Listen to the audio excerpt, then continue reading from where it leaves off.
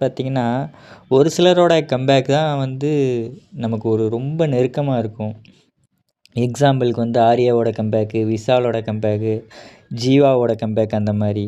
ஏன்னு பார்த்தீங்கன்னா, ஜீவாவெல்லாம் நம்ம சைல்ட்ஹுட்லேருந்து பார்த்துருப்போம். அந்த இயர்லி 2கேல ஜீவாவோட படங்கள்லாம் பார்த்து பயங்கரமா இம்ப்ரெஸ் ஆகி அந்த மாரி ஒரு சில விஷயங்கள்லாம் இருக்கும். அந்த மாரி நம்ம பார்க்கும்போது வந்து ஜீவாவோட கம்பேக் வந்து ரொம்ப பர்சனலா கனெக்ட் ஆகுது.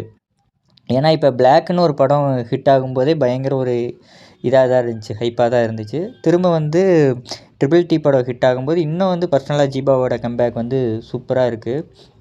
இதோட ஸ்டோரி வந்து ஒரு சிம்பிளான ஒரு லைன் தான். அத வச்சுட்டு இளவரசுக்கும், தம்பி ராமையாவுக்கும் நடக்கிற ஒரு கிளாஸத்தான் ஒரு படமா பண்ணியிருக்காங்க. அதில ஜீவா வந்து ஒரு ரோல் ப்ளே பண்ணியிருக்காரு.